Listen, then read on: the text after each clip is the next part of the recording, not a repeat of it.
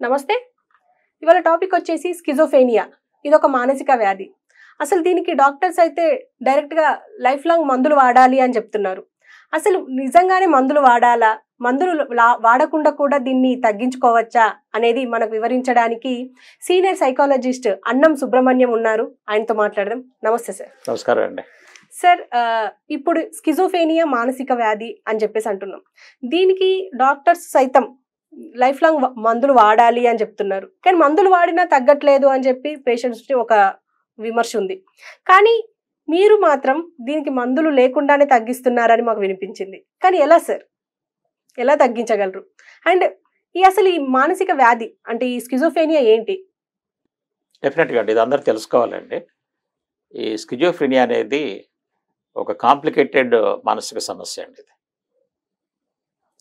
ఈ సమస్య కనుక ఉంటే ఒక వ్యక్తి కనుక ఫ్యామిలీలో ఆ హోల్ ఫ్యామిలీ పాపం సఫర్ అవుతారండి. ఎందుకంటే వీళ్ళ బిహేవియర్ ప్రవర్తన ఆ విధంగా ఉంటుందన్నమాట. కొన్ని మెయిన్ సిమ్టమ్స్ ఏంటంటే వీళ్ళు ఏం చేస్తుంటారంటే నాకు రకరకాల సౌండ్స్ వినిపిస్తున్నాయి, చాలామంది వ్యక్తుల మాటలు వినిపిస్తున్నాయి నాకు. ఓకే, వాళ్ళు నన్ను తిడుతున్నారు, నన్ను క్రిటిసైజ్ చేస్తున్నారు, లేకపోతే నా ఆలోచనలు నా మూమెంట్స్ అన్నీ వాళ్ళకి తెలిసిపోతున్నాయి, వాళ్ళు నన్ను కంట్రోల్ చేస్తున్నారు అని చెప్పేసి బయటికి చెప్తుంటాడండి.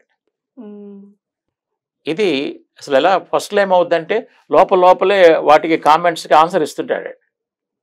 అప్పుడు బయటికి చెప్పడు, ఇప్పుడు చెప్తాడనమాట. కొంచెం ఎక్కువ అయిపోయిన తర్వాత చెప్తాడనమాట. ఇట్లా సౌండ్స్ వచ్చి బాగా డిస్టర్బ్ అవుతాడు. తర్వాత కొంతకాలానికి ఏం చేస్తారంటే ఆ క్రిటిసిజం కామెంట్స్కి ఇతను కోపం వచ్చి పెద్దగా అరుస్తాడండి వాళ్ళ మీద. అప్పుడు ఇంట్లో వాళ్ళు వస్తారు, ఏంది అరుస్తున్నావంటే, చూడు నన్ను ఇట్లా క్రిటిసైజ్ చేస్తున్నారు వాళ్ళు, ఇట్లా ఉండేదండి. ఎవరు లేరు ఇక్కడ అంటారు. లేదు ఉన్నారు వాళ్ళు, నాకు వినిపిస్తున్నాయి, మీకు వినపట్లేదు అంటారు. ఇట్లా గొడవలు పడుతుంటారు అనమాట. ఇదొక మెయిన్ సిమ్టమ్ అని తెలుసుకోవాలండి ఇది. ఓకే, అంటే అర్థం ఏంటంటే వాళ్ళు ఈ సమస్య ఉన్నప్పుడు లేనిది ఉన్నట్లుగా భావిస్తున్నారండి. అక్కడ మనుషులు ఎవరు లేరు కానీ ఉన్నట్లుగా వాళ్ళు మాట్లాడినట్టుగా భావిస్తున్నాడు. ఇంకా కొంతమంది ఏం చేస్తారు, నా కోసము పోలీసులు వస్తున్నారు, నన్ను క్యాచ్ చేస్తారు, నన్ను పట్టుకుపోతారు అని చెప్పేసి చెప్పకుండానే బయటికి వెళ్ళిపోతాడు, మళ్ళీ వస్తుంటాడు, లేదా రూమ్లోకి వెళ్ళి దాక్కుంటాడు. ఇంకా కొంతమంది అయితే నన్ను చంపడానికి వస్తున్నారు 5-6 నన్ను అని చెప్పేసి రూమ్లోకైనా పారిపోవచ్చు, వాళ్ళు వచ్చిందా కదా నేనే చచ్చిపోతాను, అప్పుడు నాకు చెప్పే అవకాశం ఉంటుంది కదా అట్లా అంటుంటారండి. ఇంకా కొంతమందికి బాగా సస్పెషన్, అనుమానం అండి. కొంతమంది జెంట్స్ అయితే భార్యను అనుమానించటం, అక్కడ ఏముండదండి, అక్కడ ప్రాబ్లం ఏముండదు కానీ అనుమానిస్తారనమాట. నువ్వు పలానా వ్యక్తితో రిలేషన్షిప్ పెట్టుకున్నావు, నాకు తెలిసింది, అది ఇదని గందరగోళం చేస్తారనమాట. లేదా కొంతమంది అయితే భోజనం నాకు మెడిసిన్స్ పెట్టారు, మీరే పెడుతున్నారు, మీ వల్లే నేను ఇట్లా అయిపోయాను, నాకేదో చేతబడి చేయించారు, అది చేయించారు, బ్లాక్ మ్యాజిక్ చేయించారు, ఈ విధంగా చెప్తుంటారండి. ఫ్యామిలీ మెంబర్స్ హెల్ప్లెస్ అండి, ఏం ఆన్సర్ చేయగలరు దీనికి? చాలా ఫైటింగ్ జరుగుతుంటాయి అన్నమాట. సో ఇప్పుడు ఆటోమేటిక్గా ఏమవుతుందంటే మరి సైకాట్రిక్ డాక్టర్ దగ్గరికి వెళ్తారు, వాళ్ళు మెడిసిన్ స్టార్ట్ చేస్తారు. స్టార్ట్ చేసినప్పుడు ఏమవుతుందంటే కొంచెం అగ్రెసివ్ బిహేవియర్ అంటే కొద్దిగా డోసేజ్ ఎక్కువ ఇస్తారు, అగ్రెసివ్ బిహేవియర్ తగ్గుద్ది, కంట్రోల్లోకి వస్తుంది, డోస్ తగ్గిస్తుంటారు, మళ్ళీ పెరుగుద్ది, మళ్ళీ డోస్ పెంచుతుంటారు. ఇట్లా 6 months 7 months జరుగుద్దండి. మా పేరెంట్స్ అడుగుతారు పాపం ఏంటి బాబు ఇదంటే, అప్పుడు చెప్తారు వాళ్ళు, ఇది మరి complicated disease, lifelong medicines వాడాల్సింది అంటారు. అప్పుడు మరి పేరెంట్స్ హెల్ప్లెస్ కదా.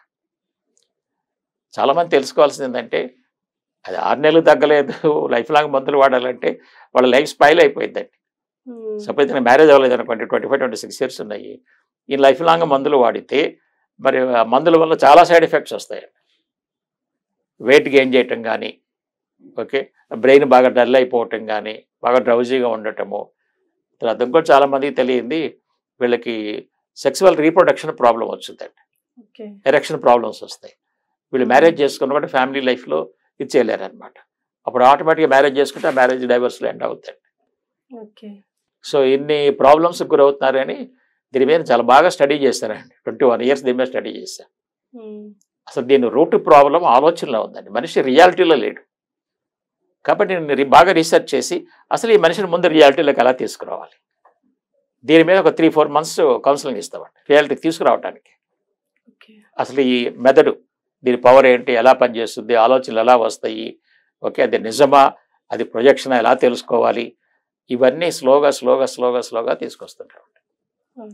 అది నిజం కాదు అని చెప్పడానికి రియాలిటీ తీసుకోవడానికి 4 నెలలు పట్టుద్దండి. అయినా మంచిదే కదా. ఓకే, అక్కడి నుంచి ఇతను వాళ్ళ వయసుని బట్టి ఇతను ఫ్యూచర్ ఎలా డెవలప్ చేసుకోవాలి, ఓకే, కెరీర్ ఎలా బిల్డ్ చేసుకోవాలి, ఒక మ్యారీడ్ పర్సన్ అయితే భార్యతో ఎలా ఉండాలి, హ్యాపీ ఫ్యామిలీ ఎలా బిల్డప్ చేసుకోవాలి, ఓకే, ఒక జాబ్కి వెళ్ళాలంటే తను ఏ స్కిల్స్ నేర్చుకోవాలి, ఇవన్నీ నేర్పుతామండి. నేను ఈ మధ్య ఒక అతన్ని ట్రీట్ చేశానండి.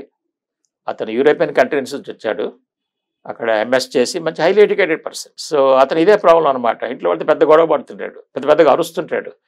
ఏదంటే వాళ్ళు వచ్చి నన్ను ఇట్లా క్రిటిసైజ్ చేస్తున్నారు, నా అన్నీ తెలిసిపోతున్నవాడు, అసలు వెళ్ళి వాళ్ళని చంపాలి ఫస్ట్ అంటాడు. రూట్ కాజుని తీసేయాలి, వాళ్ళని తీసేసి నా సౌండ్లు వినపడవు కదా అంటాడు. అక్కడ ఎవరు లేరు. సో అతనికి చెప్పాను, వాళ్ళ మదరు నాతో కాంటాక్ట్లోకి వస్తే ఎక్స్ప్లెయిన్ చేసి, ఇదిగో నమ్మ ఇది మీరు ఆల్రెడీ మందులు వాడేది చాలా కాలం గడిచింది కాబట్టి మినిమం 6 months పట్టుద్ది. అంటే మేము ఈచ్ స్టేజ్ 2 months తీసుకుంటామండి. స్టేజ్ 1, స్టేజ్ 2, స్టేజ్ 3 అనమాట. సో 2 stagesలో అతను రియాలిటీలోకి వచ్చాడండి. ఈ వాయిసెస్ బయట నుంచి రావటం లేదు, నా బ్రెయినే తీసుకొస్తున్న సంగతి తీసుకొచ్చాము. వాటిని ఎలా కంట్రోల్ చేయాలో అతను నేర్పామన్నమాట. నేర్పిన నెక్స్ట్ 2 months ఇతను ఇప్పుడు జాబ్లోకి వెళ్ళాలి, ఇతను ఏ టైప్ ఆఫ్ జాబ్ సూటబుల్ అవుతాడు, ఏ జాబ్స్కి అప్లై చేస్తే బాగుంటుంది, ఏ స్కిల్స్ నేర్చుకోవాలి, రేపు మ్యారేజ్ అయిన తర్వాత భార్యతో ఎలా ఉండాలి, తన ఫ్యూచర్కి కావాల్సిన కూడా నేర్పుతామండి. లేకపోతే ఏమవుద్దంటే అక్కడ వదిలేసామనుకోండి, మళ్ళీ ఎప్పుడైనా మళ్ళీ రీహిట్ అయ్యే అవకాశం ఉంటుంది, ఖాళీగా ఉంటాడు కదా. సో ఇట్లా డెవలప్ చేస్తాం అనమాట. అసలు యాక్చువల్గా ఈ స్కిజోఫ్రెనియా కౌన్సిలింగ్ ఎక్కడ స్టార్ట్ అవుద్ది అంటే ఫస్ట్ పేరెంట్స్కి ఇస్తామండి. ఎందుకంటే ఇతను ఎక్స్ప్రెస్ చేసినప్పుడు మాట్లాడినప్పుడు వాళ్ళు ఇక్కడ ఎవరు లేరు అని అనకూడదండి. అనుకుంటే ఇతను ఇంకా కోపం ఎక్కువ అవుద్ది అనమాట. సో కాబట్టి ఇతనితో ఎలా ఇంటరాక్ట్ అవ్వాలి, ఏం మాట్లాడాలి, ఏం మాట్లాడకూడదు, ఇవన్నీ పేరెంట్స్ నేర్పుతామండి. వాళ్ళు వాటిని స్ట్రిక్ట్గా ఫాలో అవ్వాలన్నమాట. తర్వాత ఈ కుర్రాడి కౌన్సిలింగ్ ఉంటుంది. ఇది అయిపోయిన తర్వాత మళ్ళీ పోస్ట్ కౌన్సిలింగ్ అని మళ్ళీ పేరెంట్స్కి ఇస్తామండి. ఎందుకంటే వీళ్ళు కొంతమంది ఏం చేస్తారని తెలియక అప్పుడు నువ్వు ఇట్ట చేసేవాడివి, ఇట్ట అరిసేవాడివి, అవన్నీ మళ్ళీ గుర్తుకు తీసుకొస్తారండి. అవి మళ్ళీ రీట్రిగర్ అయ్యే అవకాశం ఉంటుంది అనమాట. అందుకని ఇక ఆ పాస్ట్ గురించి అసలు ఎవరు ఎట్టకూడదండి. ఆ విధంగా వాళ్ళకి పోస్ట్ కౌన్సిలింగ్ మేనేజ్మెంట్ అంటాం అనమాట. ఈ పోస్ట్ కౌన్సిలింగ్ మేనేజ్మెంట్ కూడా పేరెంట్స్కి ఇస్తాం. ప్లస్ మేము ఈ అబ్బాయి కౌన్సిలింగ్ ఇచ్చినప్పుడు ఏమేమి సొల్యూషన్స్ నేర్పామో అవన్నీ నోట్స్ రాపిస్తామండి.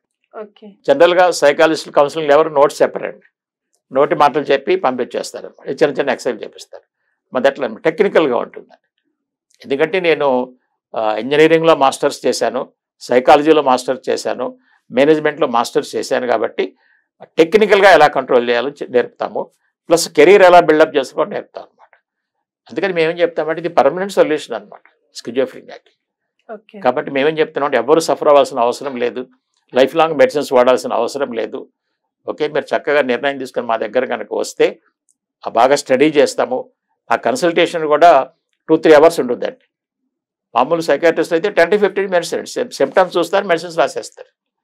మాది ఎట్లా ఉండదు. అసలు ఈ చిన్నప్పటి నుంచి ఇతని లైఫ్లో ఏమేమి జరిగింది, స్కూల్లో ఏం జరిగింది, కాలేజీలో ఏం జరిగింది, యూనివర్సిటీలో ఏం జరిగింది, ఏమేమి ఇన్సిడెంట్ జరిగింది, ఇతను ఎలా తీసుకున్నాడు, ఇదంతా ఒక రీసెర్చ్ ప్రాజెక్ట్లో పికప్ చేస్తాం. అందుకని మేము సొల్యూషన్ ఇవ్వగలుగుతున్నాం. ఇది అందరికీ సాధ్యం కాదండి. ఓకే, కాబట్టి పేరెంట్స్ కానీ ఈ ప్రాబ్లమ్ సఫర్ అవుతున్న వాళ్ళు కానీ ఇక మీరు సఫర్ అవ్వాల్సిన అవసరం లేదు. చక్కగా డెసిషన్ తీసుకొని మాలాంటి వాళ్ళ దగ్గర వస్తే, ఎందుకంటే ఆలోచన విధానం మార్చగలగాలండి, అది మెయిన్ ఇంపార్టెంట్ అనమాట. అది అందరూ చేయలేరు. అది నేను థింకింగ్ మీద చాలా రీసెర్చ్ చేశాను కాబట్టి నేను మార్చగలుగుతున్నానండి. చేసుకుంటే వాళ్ళు ఈ ప్రాబ్లమ్స్ పూర్తిగా బయటకు రావచ్చు. Okay sir, thank you.